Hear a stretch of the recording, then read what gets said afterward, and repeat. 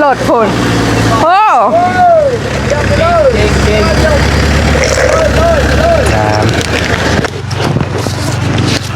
400,000ใช้ถิ่นบินบ้างอ่ะ450,000เป็นไง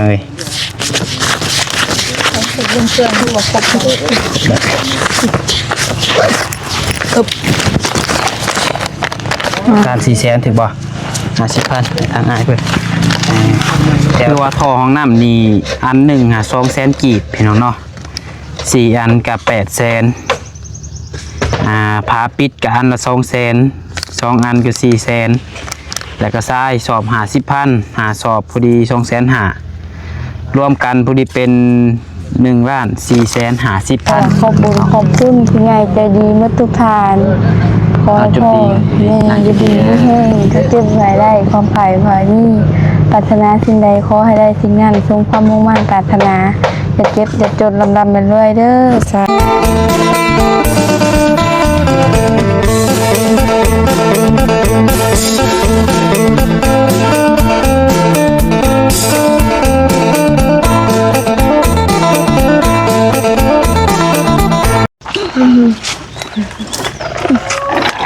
ไปเอาสะหูเนาะโอ้งานได้เหรอมุ้ยงานได้เป็นมุ้ยเป็นมุ้ยกันหน่อยโอ้ที่แต่โมจิกล้องเห็นได้ดิบริทานได้เนาะใช่ป่ะทีแล้วเชิญนี่แต่ว่าจะขี้ดื้อแห้งเห็นพอได้อยู่น้ำขอดไปดื้อบ่กันใดทำพี่นั่งแค่เดียวพี่นั่งเหรอพี่นั่งใครคือพี่นางพี่นั่งเหรอพี่นั่งเพิ่มเลยงั้นอยู่น้ำเฮาแล้วบ่ดื้อปานได้หมดเอาเพิ่มเงินมากินน้ำเย็นๆบาดนี้เติมพลังก่อนลมยังกันเด้เนาะผมมีนั่นบ่ต้องกันเว้าไปตั้งเพิ่นเว้ากันธรรมชาตินะแค่แรกเนาะผู้ถ่ายร่วมกันร่วมกันในพังหน่อยเด้อสิไปตั้งกล้องไว้แขกแรกผู้ถ่ายร่วมกันนะหากินง่ายๆเลยเนาะครับบอกคำเข้าไปนั่งน้ำเพิ่นกับบ่ได้คักเลยเนาะเพิ่นเอาสิไปกล้ากล้องไว้เอากล้องมาเลยมีดอกแนวเพิ่นเว้านะมันนิ่มดอก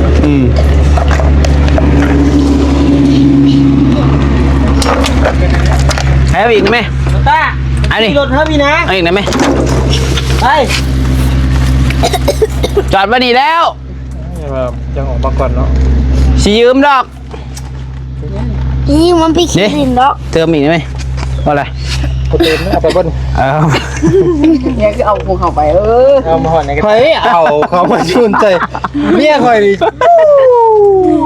เริ่มสิบได้มาเลยเนี่ยคิดตัดเซลวันเลยน่ะ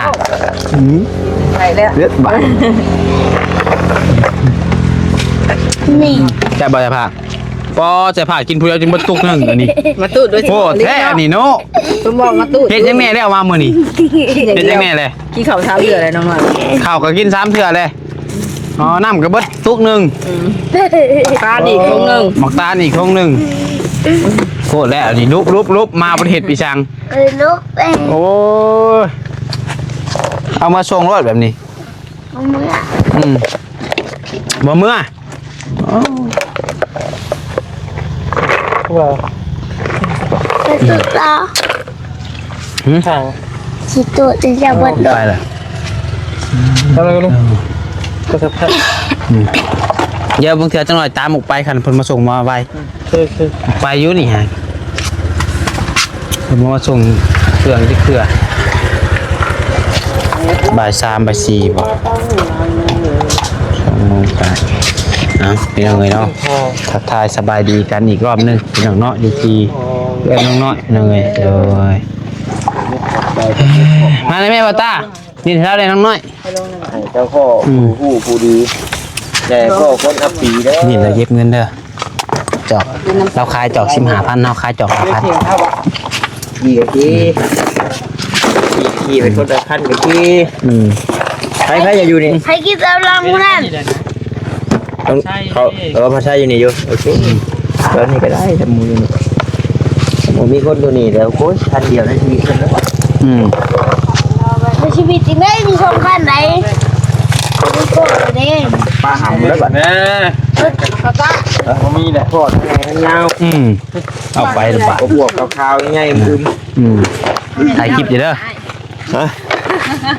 โมไม่ค่อยละ โมเมนต์เราทำแล้ว เอาบวกไป บวกคือถือว่าไปครับ มันโมเมนต์ตั้งแต่ค้าเลยแหละ เราคิดฟันได้ป่ะแก้วไม่รู้แล้ว ใช้เบาแก้ว โอ้ย คิดฟันไรอย่างคนนี้ จอยี่บ้านไปทาง โอ้ พากินเนี่ย จะได้เก็บเงินเนาะ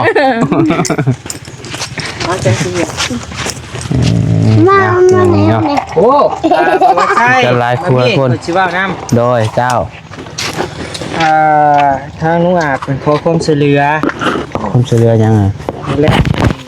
สูงมากวะ ไปเด้อ เป็นยังอีก ช่วยเหลือลุงอาจแน่บานิว ไปเด้อไปเด้อ อยู่ใกล้ซ้ำเนาะเรา ช่วยเรือแบบได้เลย แน่เบิ่งเงินชานเราส่ง เงินนี่ได้เฮ้ยต้องบอกอะไรหรอกเงินนี่ได้ ถ้ามือเราสั่นแห้งนี้เนาะ คนจริงอันนี้ยังบ่ปานใดแค่น้อย เห็นอยู่อะไรพี่น้องบ่เห็นจ้ะ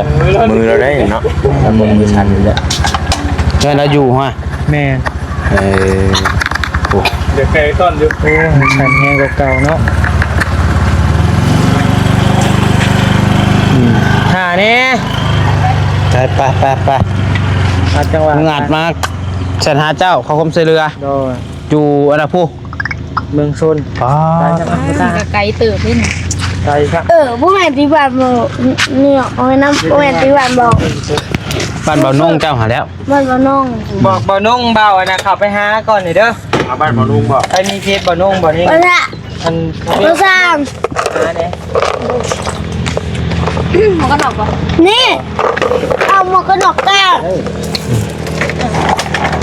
พี่น้องนะเพิ่นไปหาเขาน้องอิหยังก็เคสใหม่แหละเพียงเนาะ เลย น้องมาใส่ก็สิไปอยู่พี่น้องเอ้ยถ้าเพิ่นเอาเครื่องมาส่งอยู่ตอนนี้ เป็นยังโมมาสัมเภอบ่าย โมมาจะเชื่อ เลยตอนนี้ บ่ายโมงเลย กายแล้วบ่าย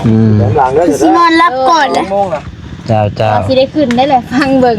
งั้นเพิ่นมาบ่เกิน 3-4 โมงก็สิเข้าไปอยู่ โดย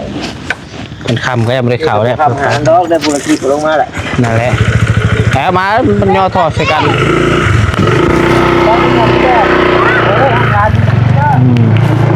ไปแล้วไปเดี๋ยวถ้าเพิ่นมาส่งทอก่อนจังหน่อยพี่น้องเนาะเอามาพี่น้องมาโอ้มาโทมาแล้วคนนี้พี่น้องเลยหลังจากที่ว่าถ่าไปตั้งแต่12 โมงจน4 ค่ำพี่น้องเนาะ4 โมงพายใช่เอาขอทางใดบ่ทางพุ่นบ่ไปพุ่นเลยบ่ เล็บกันถึงเลย เนาะสิไปได้บ่ทางไหนไปย่างบ่เพิ่นไปได้บ่โดยทางหลังผู้หลังเฮือนเลยเบิ่งก่อนด้วยไผเด้อฮะ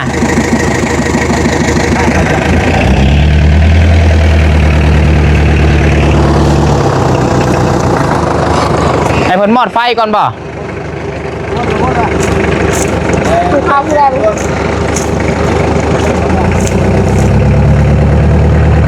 กายมันกินนี่เนาะน้อยๆก็บ่เห็นบ่นอนหมอดคักๆได้ติดรถพลเบิดได้ไม่สั่งเก็บออกนี่เด้อเดี๋ยวคอยเบิ่งก่อนช่วยเจ้าทางเดี๋ยวปัจจัยเงินจังยางมาแล้วไปน้องใหม่มาพี่ก็ได้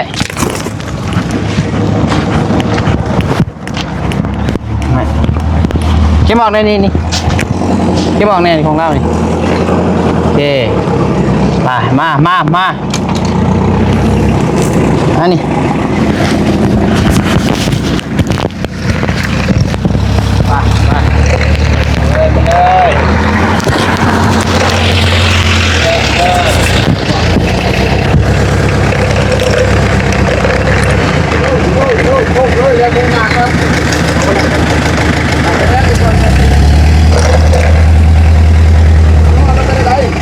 วัดพ่อรถวิ่งกันนะแค่ไหนที่จะถึงยอดนะ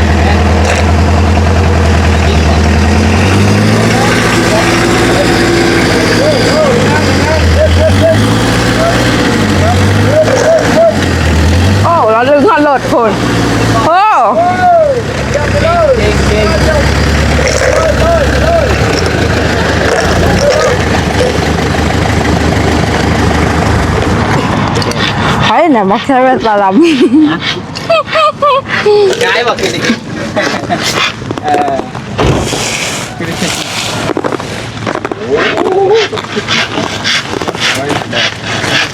ตั้งนั่นแหละเดี๋ยว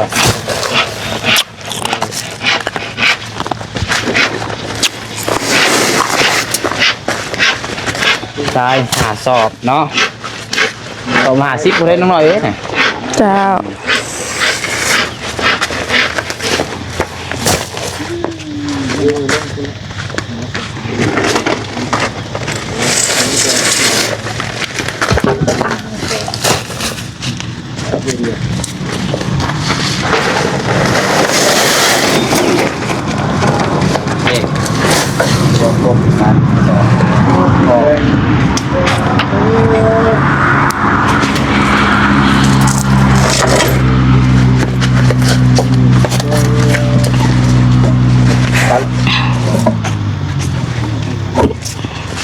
ก็เนี่ยลูกบอลอีกก็ได้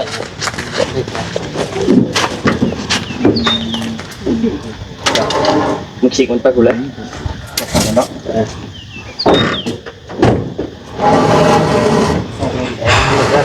แบงค์เนี่ยแล้วบอกตัวทิ้งผมทิ้งหน่อยก็จะเห็ดก็ได้ยังบ่ได้แน่ยังมาลูก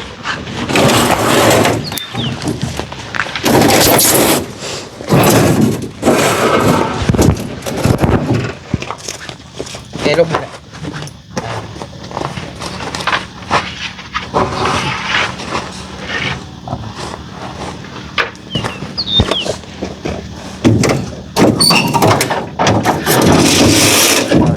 ลงบอลยิงจะเลยก็ได้เอาเด้อ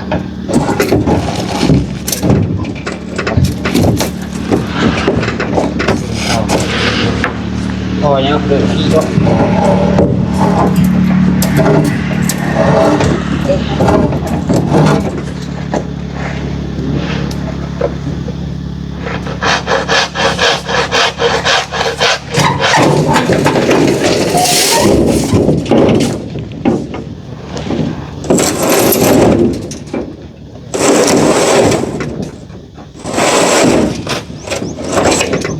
นั่นแหละได้แล้วหน่อยช้าลง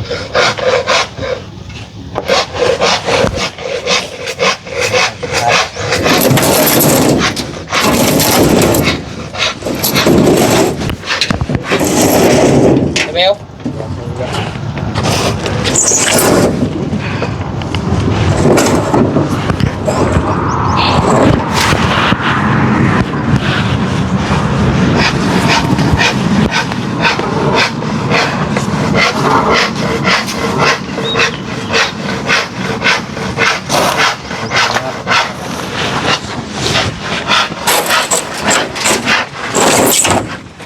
เจ็ดแก้ว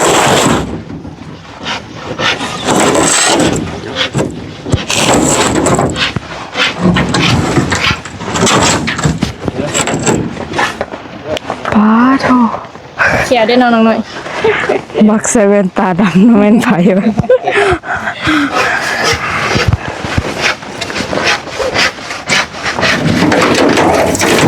เมื่อเลยเด้อ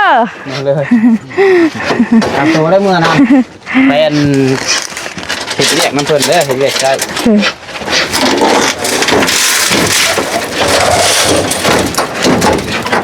จะเบลเห็นปะแจ้งอยู่ปะ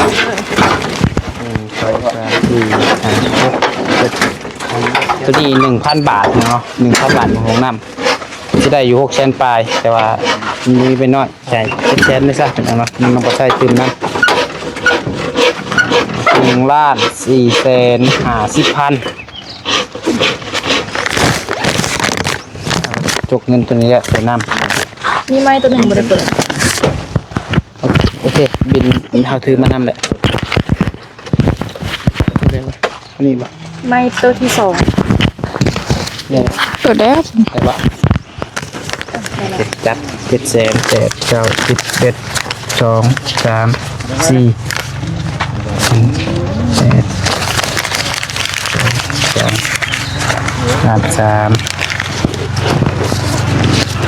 4 แสนใช้ถิ่นบินบ้างอ่ะ ล้าน450,000พี่น้องเอ้ย เรื่องเครื่องที่ว่าครบหมด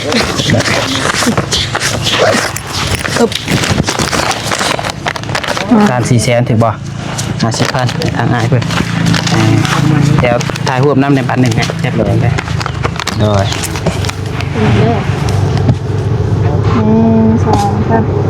3 เป็นอย่างนี้ของมัน 1 2 3 โดยขอบใจหลายอ้ายเดี๋ยวได้สิบอกแค่นึง ยังสิเอาน้ำอีกอยู่โดยเจ๊ ฟ้าแสงจากอัน แสง2 อัน เอี้ยนหนึ่งเด็ก ผู้ใด ตรงนั้นยายเพิ่นออก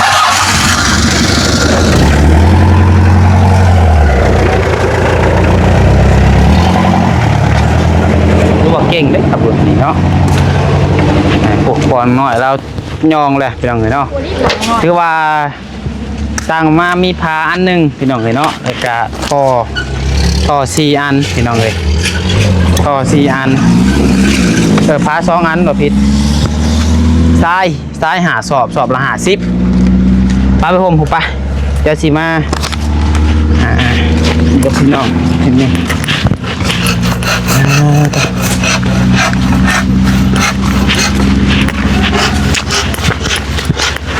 นั่งอยู่ไม่ใช่ละนี่ก็ได้ตึ๊บโอเค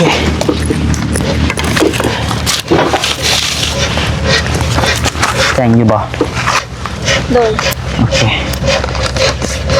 คือว่าทอห้องน้ำนี่อันหนึ่ง200,000 กีบพี่น้องเนาะ4 อันกับ800,000ผ้าปิดกับอันละ200,000 2 อันก็400,000แล้วก็ทรายสอบ 50,000 หาสอบพอดี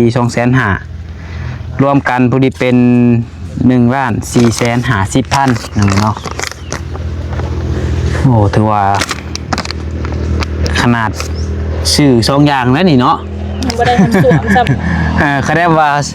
บ่มีหินบ่มีอันปูนนี่โอ้ให้เบิดหลายกูนี้ ำไม่เป็น3,000 4,000ผมจัก ฮะ ตีเป็นกลมๆทั้งหมดไทยเห็ดทั้งหมด ประมาณพุ่นละจัน 4,000 บาทพุ่นแล้วนี่ โดย โอ้เขาได้มาเอาเห็ดแบบก่อไปจังเบิดนะคือห้องน้ำตัวนั้น20,000ปลายพุ่นเนาะ2-30,000พุ่นรวมทั้งค่าสร้าง 2-3 หมื่ ข น นาดน้อยๆยัง2-3หมื่น บ่ได้คือได้เห็ดห้องน้ำนี่ครับอยู่กับน้องปลาไส้กับ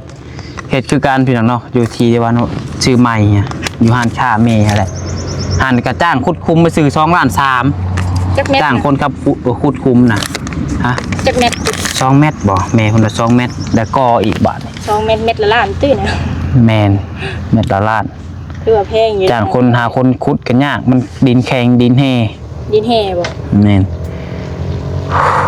กำลังว่าสิถมดินอีกอะไรน้องถมดินนากาเพิ่นมาเบิ่งว่ารถหนึ่ง400,000พี่น้องเอ้ยรถหนึ่งถมดินนะก็ได้ ประมาณ20-30 รถพู้นแหละกะว่าถมดินก็เบิด10 ปลายล้านแล้วพี่น้องเอ้ยขอโทษนำพี่น้องเนาะเบิดเงิน10 ปลายล้านยังบ่ได้ขี่ใส่ บ่ได้ง่ายดอกน้ำเฮ็ดหยังนี่ป๊อ ขนาดของน้ำสนิเฮือนจักสิซำใด บ่กล้าเว้าเลยหัดถมดินซื้อยัง10 ล้านเลยเห็นห้องน้ำซื้อก็ซื้อแต่ยังเดียวว่าซื้อแต่อัน บล็อกบ่ ดินจี ดินจี ครับค่ะแข่จ้างเขาขุดน้ำห้องน้ำเขาเบิด10 ไปละเลยว่า ถือว่าเบิดหลายเติบเด้อพี่น้องเอ้ยตีเป็นเงิน เอ้า ที่ เดี๋ยว หลายล้านอยู่ แล้วนี่น้องบัตรชาชิมาลายเบิ่งเงินที่ว่าเนื้อพี่น้องเนาะตัวนี้ฮะ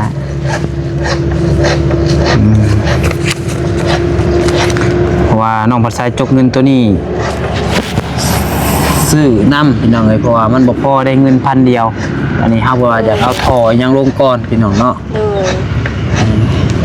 เพราะว่าเรื่องค่าสร้างนี่ก็น่าสิพออยู่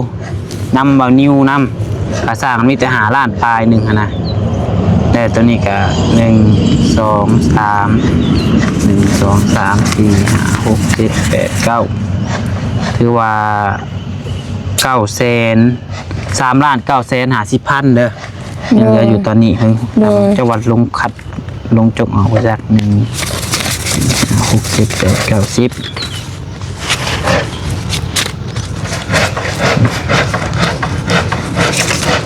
1 2 3 ล้าน3,950,000อย่างนี้พอจ่ายไปเมื่อกี้นี่ก็ล้านปลายล้าน450,000เนาะ โดย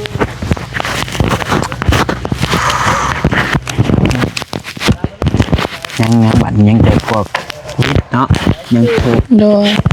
โทรสวมมันเป็นยังไง แต่ปูน ยัง เท โทรสวมปูนน่ะมีแล้ว มีแล้วบ่ โด โอ้ ย ปูนเรือเนาะ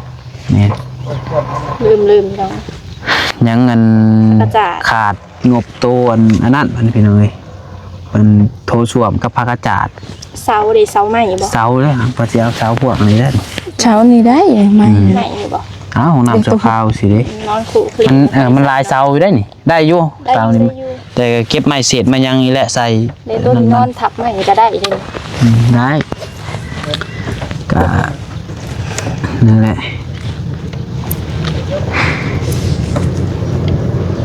แต่ว่ามือแรงพังเบิ่งพี่น้องครับว่าทีมงานมาหลายคนก็เสียลงเลยมาลงเลยก็ทมเลยเนาะทมจิอัดพี่น้องเลยให้มันได้ใส่ไว้ให้แหละพี่น้องเลยเพิ่นก็บอกแต่โดนแหละยายเพิ่นว่าให้เฮ็ดให้นายพี่น้องเพิ่นบอกแต่โดนแหละแต่ว่ามันบ่มีงบพี่น้องเลยเอาซะเนาะมีแต่ว่าจังไดก็ให้ทางน้องน้อยขอบคุณพ่อแม่พี่น้อง FC เราผู้ใหญ่ให้แหละเด้อ โดย ที่เพิ่นฝากเงินมาช่วยเจ้านี่แหละ โดยมีแต่ว่าขอบคุณที่ใหญ่ใจดีเมื่อทุกทานขอให้พ่อแม่อยู่ดีไม่แห้งก็เจ็บหายได้ความภายภายนี่ปรารถนาสิ่งใดขอให้ได้สิ่งนั้นทรงความมุ่งมั่นปรารถนาอย่าเจ็บอย่าจนลำไปเรื่อยเด้อสาธุ โอ้ยสีทองก็ถือว่า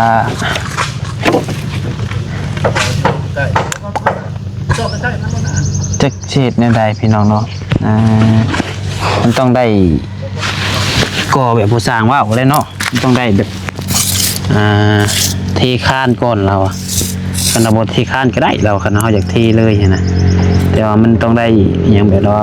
เห็ดซ้ำน้ำนะในน้ำมันสิบถ่วมบ่ล่ะบัดฝนตก มันสิบหยุบลงบ่เนาะดินนี่เนาะ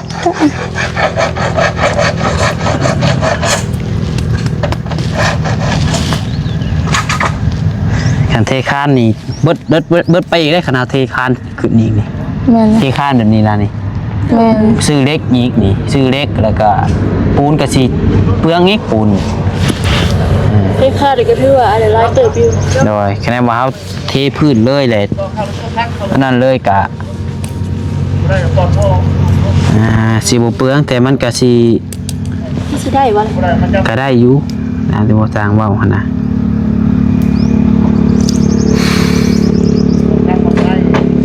เดี๋ยวถามมึงทีมงานอีกเท่านึงก่อนจะเป็นเอาไว้แต่ว่าเฮาทอลงอีกอย่างก่อนแบบก็จะจึงปรึกษากันว่าเสร็จได้ต่อว่าเดี๋ยวสิรวมเบิ่งงบก่อนค่าสร้างบ่สร้างนี่นะว่านำเบานิ้วว่าเพิ่นยังเท่าใดแล้วเฮาสิรวมกันก่อนแล้วก็คะแนนว่ามันเงินเรือเท่าใดหั่นนะเฮาจังซื้อแซงก็ซื้อหยังมาเฮ็ดตัวนี้เนาะรีเทิร์นได้ซะพี่น้องเฮ็ดมันได้เข้าก็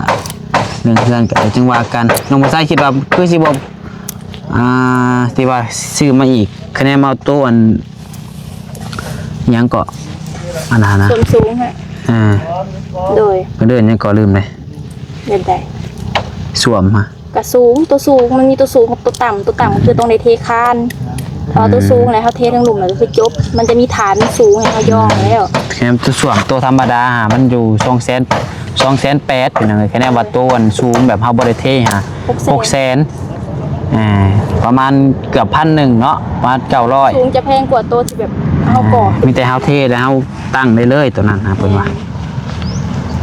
แต่กระเพนะ75เนาะ โดยพระกระจาด ผักกระจาด75นี่เลยสิลองไล่เบิ่ง75 แผ่นละ75,000คูณ4ข้างกับ4แผ่นเนาะทั้งหลายพอดีเป็นหาเปิดเฮ็ดประตูจะโคกซะเนาะเอามาจะโคกแผ่นน่ะคูณ6กับ450,000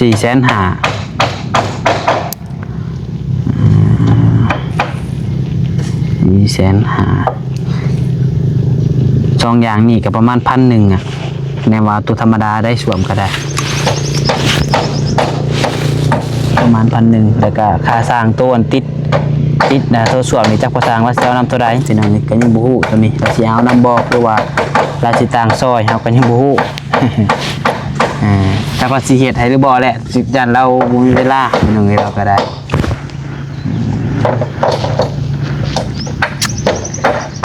เรามีทีมงานมีคนเป็นเขาบ่าวตาตั้งเป็นใครอยู่เนาะให้บ่าวตาตั้ง โดย มันก็บ่ได้เสียเงินค่าสร้างซอยกันนี่แหละพี่น้องไปซะมีแต่ว่าคลิปนี้ก็ประมาณนี้ก่อนซะเนาะก็ถือว่ามาฮอดจนถึงแนวท่อห้องน้ำกับทรายเนาะอุปกรณ์เตรียมทำห้องน้ำอะไรพี่น้องไงหน้าที่ไปเดี๋ยวน้องมาใส่กับเซคอจบคลิปไปที่เพียงเท่านี้ก่อนเพียงเด้อฮอนไลน์พี่น้องไงสิเป็นวินแหละโอ้ป้าหมอนะละเมอมาแยกกันนะบ่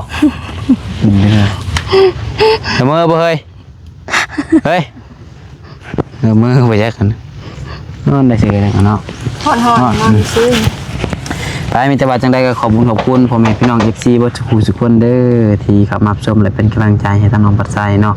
แล้วก็ครับบ่ได้ก็ต้องขอบคุณทุกคนผู้รักผู้ใหญ่ใจดีทุกคนทุกท่านที่ให้เป็นสะพานบุญมาโดยตลอดมาเนาะอยู่ดีมีแฮงสมมาร่ำรวยเด้อน้องเด้อเหตุการณ์งานหยังก็ขอให้เจริญรุ่งเรืองขึ้นเหนือลงใต้ก็ขอให้ตลอดปลอดภัยอย่าคนหักคนเพลงไปเดี๋ยวจังหวะการพี่น้องสบายดีบาย